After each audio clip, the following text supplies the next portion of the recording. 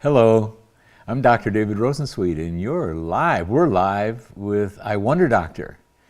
And we like to discuss topics at this 1 o'clock call-in show, and you can call in any question that you have to 888-502-8886. And also, I encourage you to tune in to our 2 o'clock show, which is more about emotions, the mind, and life, because we have a special guest today. And then I always like to answer questions that we receive by email through I Wonder Doctor, and we have plenty of those. But I'd like to begin today by welcoming you for wherever you are in this beautiful planet Earth of ours, and talk about what comes out of this planet. It's called organic food, because we often get the question, does organic really matter? And the short version is, yes, it really does. And first, what is organic food? I mean, it's got this fancy name, organic food. For up until a couple hundred years ago, it was the only food that was available on the planet Earth. It's what grows out of the ground in natural conditions and natural soils.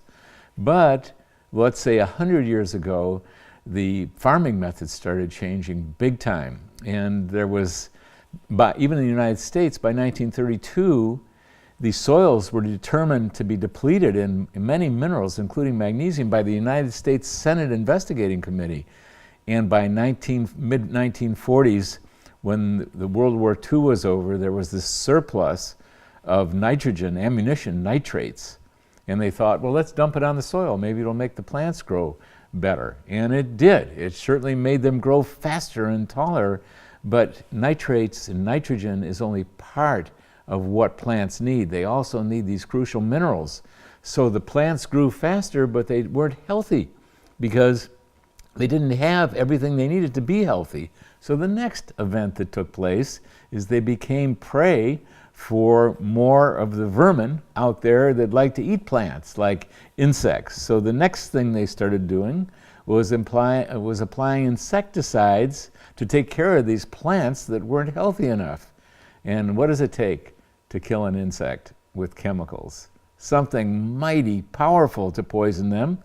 And those poisons that are strong enough to kill an insect are definitely toxic to us. Well, I can tell you that any physician or nurse practitioner or acupuncturist or holistic minded chiropractor knows that every single day we're dealing with people who are not well, and part of what's not well in them is that they've been exposed to these toxins that are in the soil and in the foods and on the foods. And that's a problem, because we constantly have to, you hear the word detoxify in the world of holistic medicine. Now, that's not the only thing, and that's really what I want to turn my attention to today, because I mentioned along the way that once you got these plants to grow faster, and over time, if you're not doing appropriate farming methods, the soils become depleted in minerals. And that's a big deal.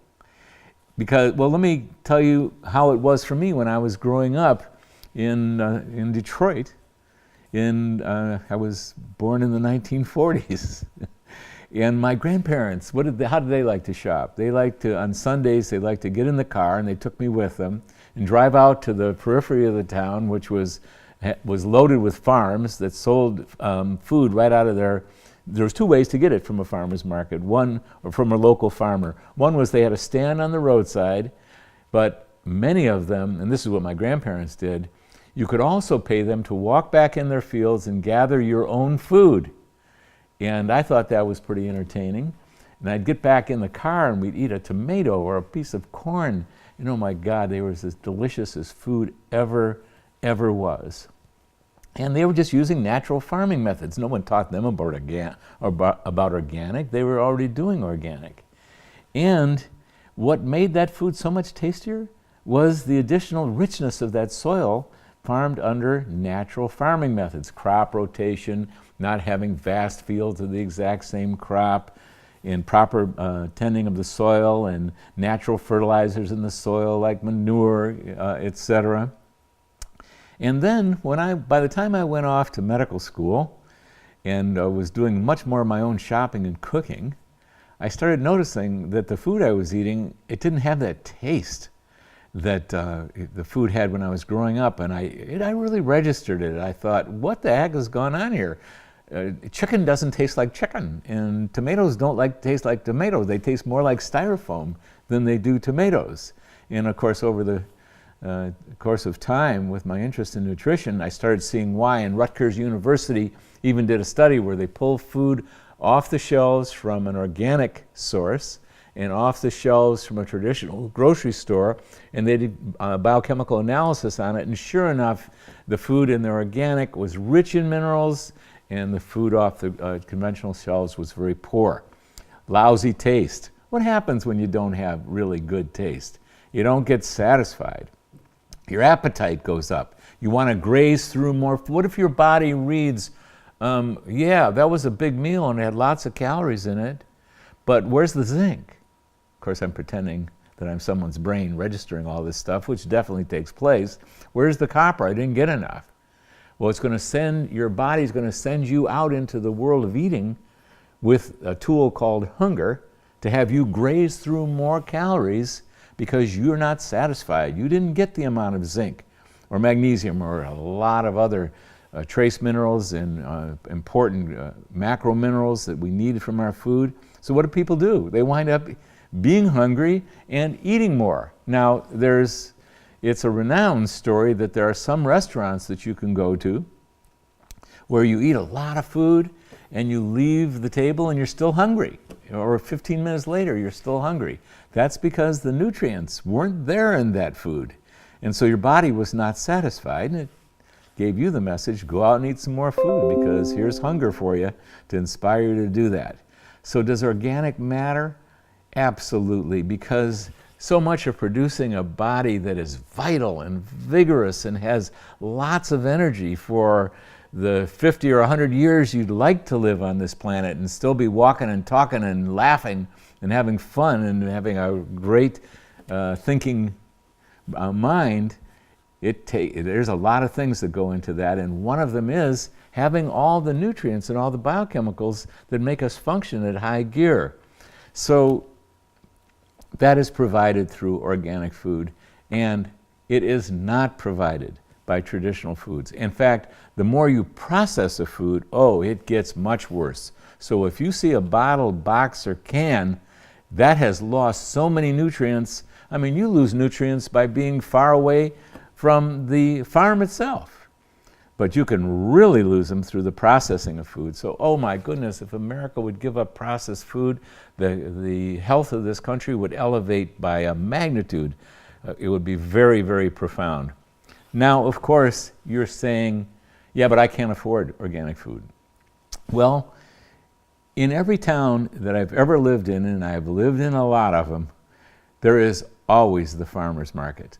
And you can do better in any farmer's market, both for quality of food and for price, than you can anywhere. So, number one, find your farmer's market, and they're fun. There's a lot of people there, a lot of your communities there. The farmers are interested, the interesting folks, the vendors are interesting folks. They've spent their time living on the earth. And you know what? You can tell, you can feel it. So, and they love what they do. So farmers markets are one of my main entertainments. Every Saturday morning here in Sarasota, Florida, there's just a fantastic one, and there's organic farmers there. And then also, you know, one of the hardest concepts to ever integrate into our lives is, if I spend the money now, it's going to be a lot cheaper later. Well, an old man in his 80s was an auto mechanic in the town that I lived in, that I interned in, Saginaw, Michigan. And I had an interest in cars, and we were rebuilding motors, and every so often he would turn to me and he would say, you want to really take care of your car? Maintain it. Spend your money on the oil and on the maintenance every step along the way, and that car is going to last so much longer. And you know, you can multiply that by 100-fold as it pertains to the cost of to the health and vitality, long-term vitality of the human body. And on a financial basis, Ever look at a doctor's bill or a hospital bill later? I can tell you, as a doctor who spent lots of time working in hospitals, is you don't want to, God bless them. They're so beautiful to us when we need them. But the very best thing we could do for ourselves is not have to go into the hospital because we didn't need their blessed services except in emergencies. And if for no other reason, then the cost. Even with insurance, you ever look at your copay after you walk out of a hospital? I mean, what's well known is hospital bills can bankrupt, and it has many, many families in this country. So it's where in medicine an ounce of prevention is worth a ton of cure. You spend your money early, always a challenge to do, and you save a ton later. And I promise you, you're going to want that money later. It's not going to feel good. So that's the best recommendation I can give you. And you know, even if organic food that you find in these organic or mixed grocery stores is more expensive, I promise you it's so worth it. There's much more to nutrition than organic, but you know, a good diet, a healthy diet, a healing diet of vitality and energy and cognition and libido building diet is a diet that is fundamentally based on organic. You start there and then you take on the various accoutrements and esoteric knowledges that you can find out there in the world of nutrition. A lot of what we cover in I Wonder Doctor.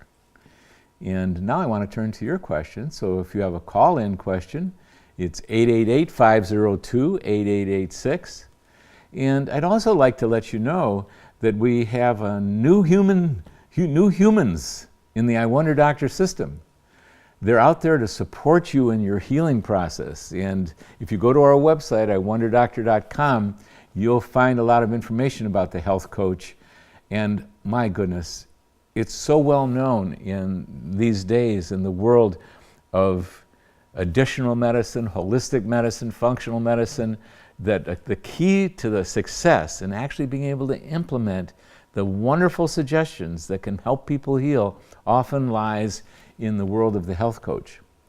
And so I highly recommend that because implementation is the big deal in any healing and health building process. It's not so much what we know, it's can we implement one thing? Like this year, I know what my project is for this year. It's to increase the amount of water I drink.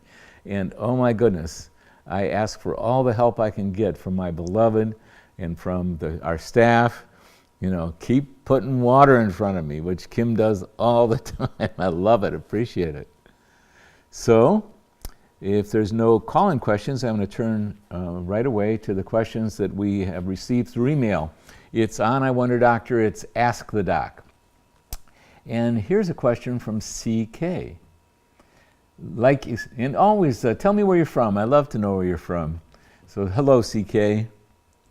And like you said, I have been eating more dark green vegetables and drinking water and taking fiber, but it's not working.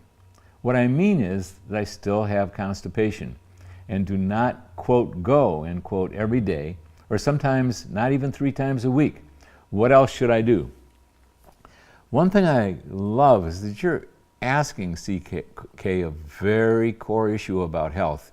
And I promise you, you keep on the trail and you're going to get the answer.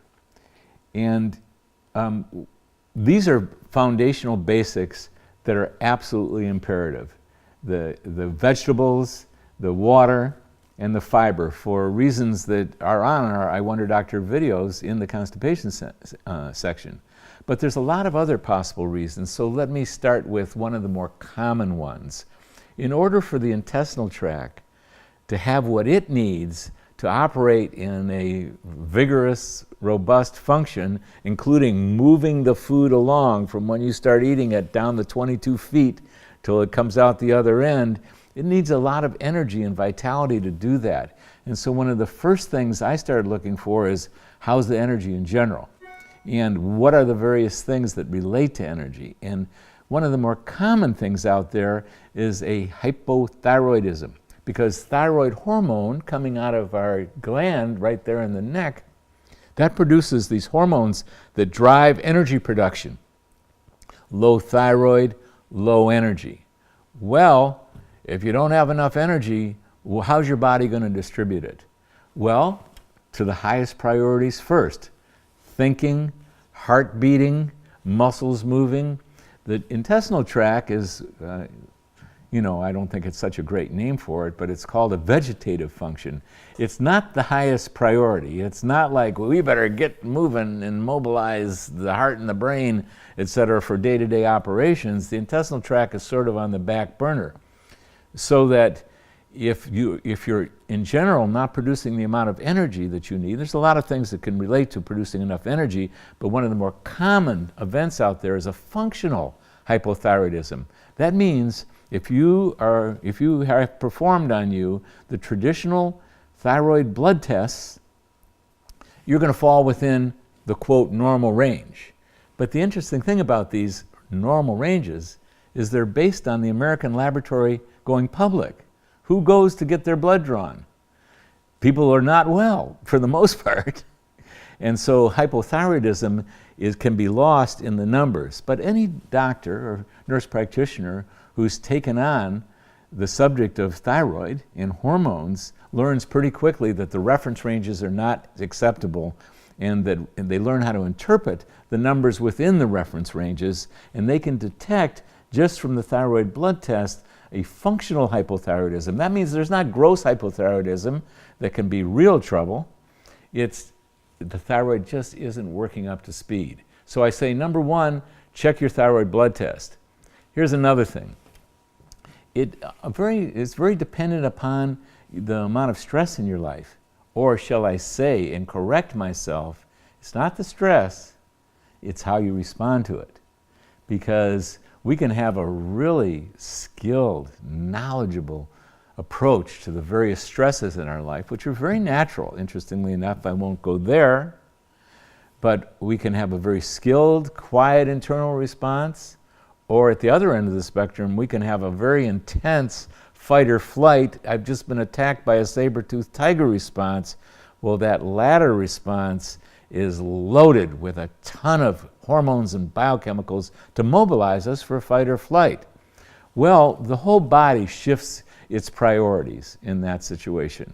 And this happens with people who are chronically having internal stress or external stress, and they're not responding well to it. It's sort of driving them more than they're mastering it. They constantly trigger the fight or flight response. Well, how's the energy dealt out? Fight or flight, it's like, excuse me for the diversion, but my mom used to say to us, never go swimming right after a meal. Why?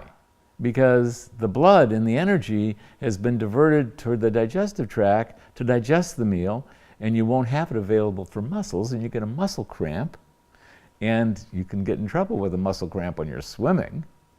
Well, it's similar to this. If you've got fight or flight biology going on because your being thinks you better run or flee, the energy is going to be diverted not to the vegetative functions, but to the agitated functions like run, flee, fight, and therefore the muscles get the energy and the nutrients they need to operate at full speed. Well, in order to divert that energy over there, where does that energy come from? Well, it comes from, oh my God, it comes from the digestive tract. And it also comes from the immune system. So people who are chronically stressed, not so concerned about that, but have chronically a not fully effective response to it, and so much so that they trigger the biology of the stress response, the energy goes away from the gut, and again, away from the immune system. Away from the immune system, infections. Away from the gut, everything slows down. And that's another key to constipation. So two things, and constipation's got a lot of things in it. In fact, in our series, in I Wonder Doctor, in the videos, if you sign up for the weekly school there, you will see lots of possible things that can relate to constipation. So one thing, CK, is you are definitely on to some of the major basics. But if there's the two next things I would examine is, number one, be assessed for hypothyroidism. Look up hypothyroidism on the internet. You're going to see a lot of signs and symptoms. Now they're general, hello. And hello, I'm going to say hello and then I'm going to complete. Hello, this is Dr. Rosensweet. Can I put you on hold for just a minute? You hang on that phone. I'm just completing answering a question. Sure. And I'll be with you in just 10.7 seconds. So the thing that matters is have that thyroid check, begin on the internet and look at symptoms of hypothyroidism, but ultimately you want a health professional, a medical doctor or a nurse practitioner that can order those blood tests and assess, are you hypothyroid, when their special interest has been hypothyroidism. They need a free T3, a free T4, a TSH, and a reverse T3. That has to be on that panel, and you can check your basal body temperature. That's very revealing, and look that up on the internet, basal body temperature as it relates to hypothyroidism. And the second thing is go through our anxiety and depression section so you can pick up some skills on improving the way that you respond to stress. CK, thanks for the question. And now I want to turn to you, sir. Hello there. Hello, my name is John. I'm calling in from Atlanta. Hi, John. How are you doing, Dr. Rosensweet? I'm good, John. Good. I just had a bit of curiosity about vitamin B12. I understand it's good for nerves and I guess even your blood and stuff. But I wanted to know how it works and if it's possible to take too much and what any side effects from taking too much might be. I ask in regards to kind of my profession. My hands and arms kind of take a beating, and it's been recommended to take a good amount of that for my nerves. How do your hands and arms take a beating? As a musician, a drummer. Ah, got it. Yeah. Got it. Repetitive motion and that kind of thing, and I do a lot of computer work as well. So. Got it. Yes. Yeah. Well, John, you sound familiar. But I want to go into your excellent question. I first found out about B12 a long time ago because I used to like to talk to old-timey doctors back in Michigan because invariably they'd have a pearl. They'd have something special that if I did it in my medical practice, the patients would like it. And one of the things that they used to recommend, and patients in Michigan, for example, used to go into the doctor's office once a month to get a vitamin B12 shot. And our professors in the university said, that's just that country bumpkin medicine. They don't know what they're doing. Modern medicine, they don't need B12. And that's what I learned, actually, in a wonderful medical school I went to. But that was one of those fallacies I learned. And why were the country folks going into their country docs to get B12 injections? Because they noticed it, they felt it, they felt so much better. And when I would challenge a patient that came to the university, and I said, well, I see you're on vitamin B12 injections. Well, you don't really need those. They would give me this grimace. And then they'd say, look, I know what you're inferring about my country doc, and I want to tell you, he's done more good for me than you guys ever have. And those B12 injections make a big difference.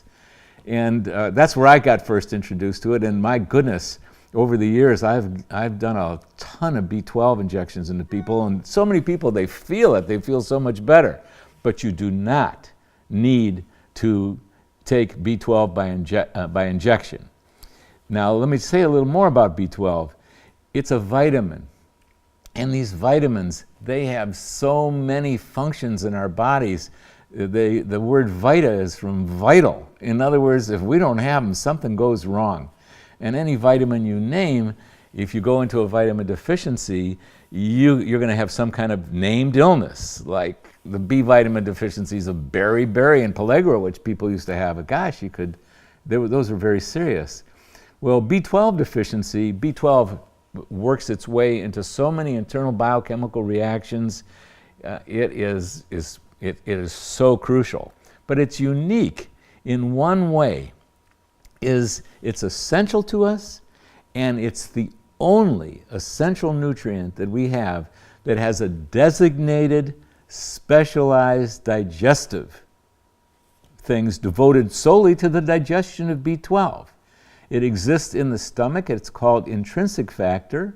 No other vitamin, no other protein, no other fat, mineral has a designated digestive aid, intrinsic factor, or any factor, only B12. And not only that, intrinsic factor needs adequate hydrochloric acid. So, and here's another unique thing about B12. It's the largest molecule that is essential to us that we can possibly take in that we ever have to digest and assimilate. And what happens to adults? Over the course of time, primarily for a reason of stress and excessive overproduction of digestive enzymes, we get diminished digestion. So there isn't a 70-year-old on this planet that's digesting food like they did when they were in their 20s, or shall I say 50-year-old or 40-year-old. We get a gradual decline on things that we've overused and inappropriately used over the course of time. So it turns out, because it's so, B12 has these esoteric digestive functions, and digestion diminishes, especially hydrochloric acid over time in our stomach, B12 deficiency is rampant. So long before the word vitamins and the importance of multivitamins really hit the world stage, they were popular amongst health advocates, gosh, in the 19th century, in the 20th century, absolutely, but not necessarily known to the general public how important vitamins were. But long before that, B12 emerged as something that country docs figured out that if they gave their patients an injection of B12 once a month, these people could function so much better and would keep coming back because it made such a feelable difference. Turns out, John, B12 does relate to the nerves. Absolutely. In fact, one of the problems with B12 deficiency is you can get into issues of nerves not functioning as well, or feeling funny, or getting fatigued, or getting paresthesias. Those are unusual sensations. So I would emphasize the nerves and the use of your extremities very vigorously, but B12 works its way into things that you can feel and a zillion things you're not aware of, but they matter so much. So vitamin B12. Now here's another thing about B12. I recommend that you take it sublingually. That means you buy a high quality B12, and we have that in a Wonder Doctor store, and you stick one under your tongue once a day. Most people do not need to inject B12. And I recommend 5,000 international units of B12. 5,000 micrograms or 5 milligrams, that's what that's known as. It's not an international units, excuse me, it's 5,000 micrograms. That's what I take every day. Now, that has been debated. One of my favorite resources says that, you know what, you swallow B12 in a supplement form when it's an individual item and you're going to digest and assimilate it just fine. But I still like to take it sublingually. It'll dissolve right in under the tongue. That means it doesn't require digestion for it to make it into your body. And what I recommend is methylcobalamin. That's a special version of B12 because the most common B12 that you see out there is called cyanocobalamin. Absolutely, it outstrips production of B12 and has for 50, 100 years. But I definitely don't like that cyano molecule. It's not native to the human body. But methyl is, so when you combine methyl with B12, it's a fantastic thing. So I recommend methylcobalamin, 5,000 micrograms a day. Can you take too much B12? Very hard to do so. Because it's a B vitamin, these are water soluble, so if you take too much, you pee out the excess, your body knows how to excrete it. That's different than vitamin D, which is fat soluble, or vitamin A. You take too much vitamin D, it's going to build up in your fat tissue and then it'll eventually get toxic. Vitamin B12 is not like that, but you're not going to want to buy so much B12 that you're going to overdose on it. Now B12, the final thing I'd like to say about it is that B12, like so many vitamins, it so often works in conjunction with other vitamins. So when you look at the biochemistry, get under that electron microscope and look at what biochemical reactions are taking place. B12 is so often works with, in conjunction with folic acid. Oh, vegetables loaded with folic acid. You eat enough vegetables, you're not going to necessarily have to supplement folate, although there are circumstances to supplement folate, and also other B vitamins like B6. So people with cardiovascular issues, for example, it's invariable that they've got blood tests that show us they need some extra B6, B12, and folic acid. Well, the B6 and the B6 and folic acid are fairly easy to come by if you're eating an organic, good diet loaded with minerals and vitamins and whole foods, but the B12 is often harder to come by. So sublingual, methylcobalamin, under the tongue, 5,000 micrograms a day. You should not need more than that. Blood test levels can be checked for B12, but 5,000 micrograms is going to serve just about everybody. Even 1,000 micrograms is going to do a lot of good. Okay. Great. Well, John, Well, good. so good to talk to you there in Atlanta, Georgia, playing those drums. Yeah, good to talk to you too. Yeah, great work. Thank you. All righty, John. Thanks for calling in. Okay, have a wonderful day. You too. Okay. Bye-bye. Good question. Vitamin B12. And here's a question from Alex in Provo, Utah. I learned from a doctor I just spoke to yesterday in Provo, Utah, that the ski season ended there in the world of the greatest powder in the skiing world. Utah is so beautiful. Alex, you're asking, I have a 7-year-old son. You do not have a children's multiple on your website unless I missed it. Should my son take your grown-up male multiples, or do you have a suggestion for what he could take? Well, sitting on my desk is one of our newest additions for the I Wonder Doctor store. It's a chewable multivitamin for kids. And this is inspiration to get this thing up there. And one of the things I want to do is I want to keep taking it every day to see how much I liked it, because vitamins, they can have a strong taste to them, and I like this one. So I want to take this to heart, and if one of my staff that's listening to this would send me a text to let's get that children's multiple up in our Wonder Doctor store. That's one of my favorites because, for one thing, I've loved nutritional supplements for 40 years.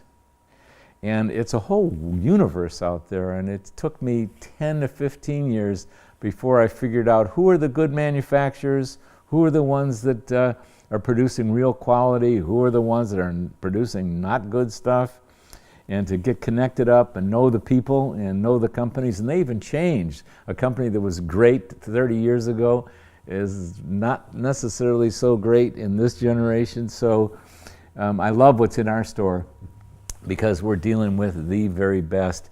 And so my promise is to get that children's multiple up on the I Wonder Doctor store, so look for it in about a month.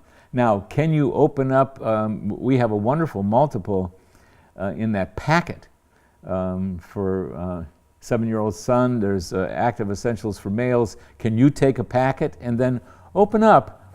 There's 2 vitamin capsules in there, vitamin mineral multiples. You know, this may be more work than you want to do. And what you can also do, well, you can open up the capsule and sprinkle a little bit on some of his food, and then you take the rest of it every single day, because that's a really high quality multiple vitamin and mineral. And it's not the one that looks like an oil, that's fish oil, and it's not the other one in the male active for males. It's the 2 that have somewhat of an off color. Those are the multivitamins and minerals.